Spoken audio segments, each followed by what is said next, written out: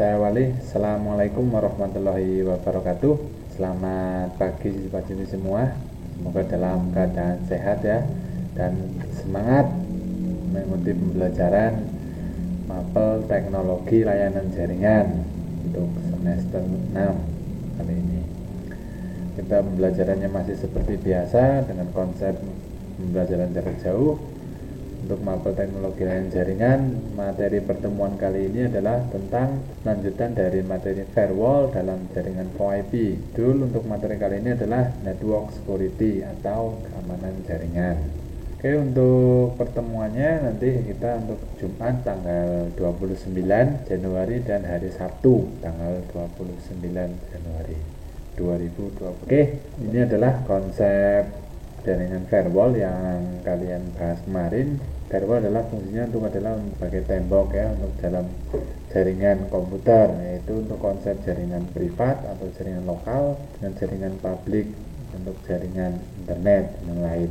Jadi nanti di firewall nanti akses sudah ditolak atau nanti dialihkan seperti itu atau diblok. Dan nanti untuk jaringan privatnya kita bisa mengakses. Itu konsep firewall. Nah, di konsep firewall ini nanti kita adalah untuk keamanan jaringan. Jadi untuk keamanan jaringan atau network security itu sangat penting karena sebagai dasar untuk kalian belajar jaringan komputer saat ini. Karena jaringan komputer saat ini adalah sudah ranahnya publik dan sudah banyak sekali kegiatan atau semua aktivitas sekarang sudah ditunjang menggunakan jaringan komputer atau internet. Itu disebut dengan konsep yang sekarang sudah banyak sekali, untuk ada beberapa yang dapat dirusak, dijebol seperti itu, sehingga kita harus mempunyai tembok yang kuat untuk jaringan kita seperti menggunakan firewall yang seperti kemarin ada firewallnya yang digunakan untuk menjebak atau untuk sebagai dinding jaringan privat yang kita punya supaya aman dari serangan dari luar berupa untuk konsepnya. Keamanan jaringan yang disebut dengan network security adalah merupakan salah satu bentuk untuk memonitor akses jaringan dan mencegah segala bentuk penyalahgunaan sumber daya dalam jaringan yang tidak sah. Tugas dari keamanan jaringan ini adalah dikontrol oleh seorang administrator jaringan. Keamanan jaringan menjadi salah satu cara untuk memproteksi atau memberikan pelindungan terhadap jaringan dari berbagai ancaman dari luar yang datang dan berpotensi merusak jaringan. Ini nanti tugas kalian nanti untuk salah satu sebagai admin jaringan. Dalam kategori keamanan jaringan nanti dibagi dalam beberapa kategori untuk supaya keamanan jaringan. Yang pertama ada confidentiality, informasi atau data yang hanya bisa diakses oleh pihak yang memiliki akses atau memiliki wewenang. Bisa dikatakan jika privasi ini lebih ke arah data atau informasi yang bersifat privat, seperti email pengguna yang tidak boleh dibaca oleh siapapun yang bukan haknya. Adapun data yang bersifat pribadi seperti nama, tempat tanggal lahir, tempat tinggal, agama, penyakit, kartu kredit dan lain adalah confidentiality. Jadi informasi hanya diakses oleh pihak yang mengakses. Jadi kalau kalian mengakses contohnya email itu harus sekalian. Itu adalah kategorinya dalam confidentiality. Berikutnya yang kedua ada yang namanya integrity. Integrity adalah informasi hanya bisa diubah oleh pihak yang memiliki akses atau wewenang. Jadi informasinya yang bisa diubah oleh yang memiliki akses. Contoh, pada saat sedang kirim email tersebut tiba-tiba dilakukan interception atau di tengah jalan dari isinya diubah dan diteruskan ke alamat yang dituju. Nah, serangan seperti ini biasanya dilakukan oleh virus atau trojan horse atau pengguna lain yang bisa mengubah informasi tanpa seizin pengirim. Nah, ini sangat bahaya sekali. Jadi informasi yang kalian kirim dari kalian ke tujuan ke penerima itu nanti diubah di tengah-tengah. Ini bahaya sekali seperti itu. Jadi informasinya bisa diubah. Nah, ini biasanya kalau kalian koneksi jaringan atau internet untuk di wifi sembarang, biasanya kalau kalian di area publik itu kalian diharapkan tidak boleh mengakses jaringan yang menggunakan seperti internet banking yang berhubungan dengan keuangan, kemudian dan data pribadi, itu tidak boleh. Yang bersifat penting itu kalau untuk jaringan yang bersifat publik jangan, atau hotspot, area hotspot di kafe itu jangan seperti itu, karena nanti Biasanya kalau orang yang misalkan yang punya voucher atau hotspotan itu nakal atau tidak bertanggung jawab, ingin mengubah pesan dan lain, nah itu bahaya sekali seperti itu. Jadi untuk hal yang bersifat pribadi atau bersifat secret atau rahasia itu monggo diaksesnya di jaringan yang aman atau secure seperti itu. Jangan di jaringan yang bersifat publik, tempat publik untuk jaringan internet atau wifi ya, apalagi gratisan. Nah itu waduh. Berikutnya ada yang namanya authentication. Pengirim dari suatu informasi yang bisa diidentifikasi dengan benar dan terdapat jaminan jika identitas yang diperoleh ini tidaklah palsu. Dengan adanya tool mampu membantu dan membuktikan keaslian sebuah dokumen yang bisa dilakukan dengan menggunakan teknik watermark dan juga tambah dengan digital signature. Ini contoh penggunaan digital signature itu yang biasa digunakan kalau di sekarang itu di pajak atau di DJP. Nanti kalau kalian menggunakan tanda tangan elektronik itu menggunakan digital signature, salah satu contoh penggunaan ini digital signature. Jadi nanti kalau kalian biasa menggunakan digital signature itu adalah seperti penggunaan barcode. Nah itu bisa menggunakan sertifikat elektronik juga bisa. Kemudian ada plus control yang memiliki kaitan dengan pembatasan orang yang bisa menginformasi. Bisa saja untuk membuka informasi yang masuk harus menggunakan password. Nah ini autentikasi, biasanya autentikasi awal ya untuk password, pemberian password atau untuk creative password, pengulangan password. Berikutnya availability, informasi tetap tersedia bagi pihak terkait saat benar-benar sedang dibutuhkan. Ada DOS attack atau denial of service attack, merupakan saat dimana server dikirimi permintaan secara bertubi-tubi yang di luar perkiraan sehingga tidak bisa melayani permintaan, bahkan hingga crash, bahkan down. Jadi nanti ada juga istilah mail bomb yang mana pengguna dikirim email bertubi-tubi, bisa dikatakan dengan ribuan email berukuran begitu besar sehingga pengguna tidak bisa mengakses atau membuka email. Hal inilah yang memacu terjadinya ketersediaan informasi saat dibutuhkan. Nah ini DOS itu adalah untuk membuat down untuk servernya, apalagi untuk email kira-kira dikirimi banyak sekali email, ribuan email atau mail bomb. Nah itu otomatis email yang kita gunakan, contohnya kalau kita menggunakan konsep gratisan, nah itu waduh kalau diserang mail bomb ya ini aksesnya tidak bisa digunakan. Tapi kalau kita yang menggunakan berbayar, karena otomatis lebih besar untuk kapasitasnya, mungkin bisa diakses. Berikutnya akses control, cara pengaturan akses terhadap suatu informasi yang memiliki kaitan atau hubungan dengan masalah autentikasi dan privasi.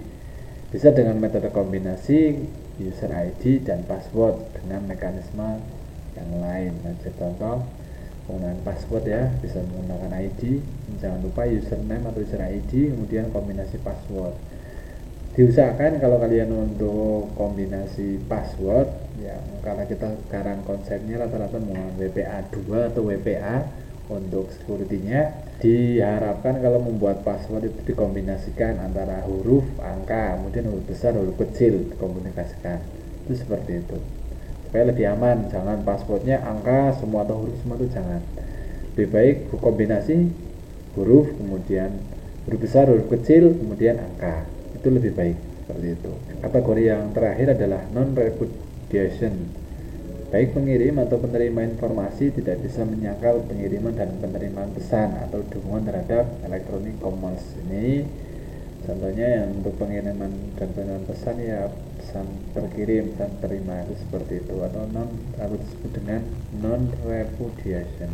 Berikutnya kategori bentuk gangguan atau serangan. Nah ini adalah kategori bentuk serangan dan gangguan yang biasa dilakukan pada jaringan komputer. Yang pertama ada interruption, suatu aset dari sistem diserang sehingga tidak tersedia atau tidak bisa digunakan oleh pengguna yang memiliki akses. Contohnya memodifikasi atau bahkan merusak perangkat kelas atau saluran jaringan.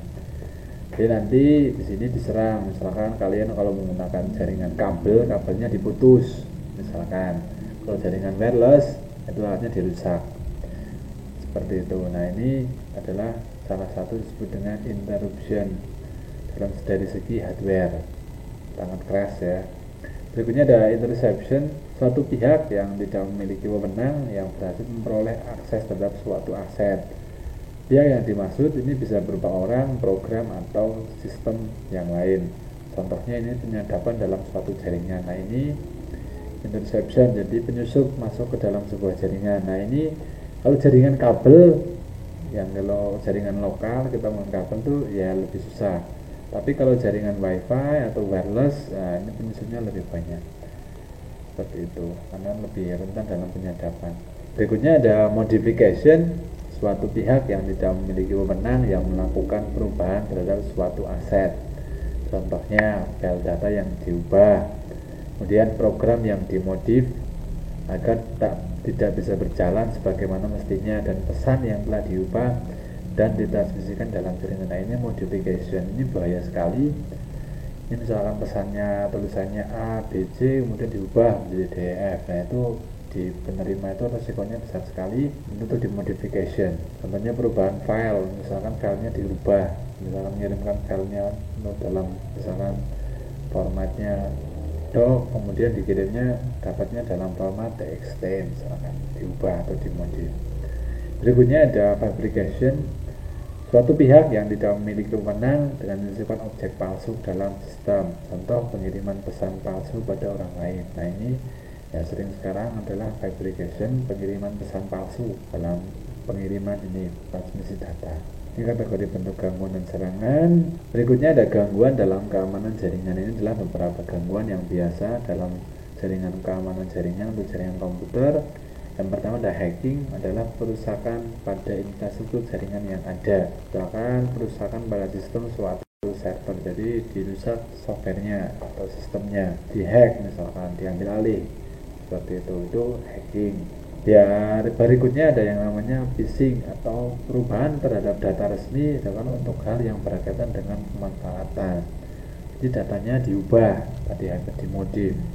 Kita menggunakan teknik phishing. Berikutnya ada device atau perubahan terhadap tampilan suatu website secara ilegal.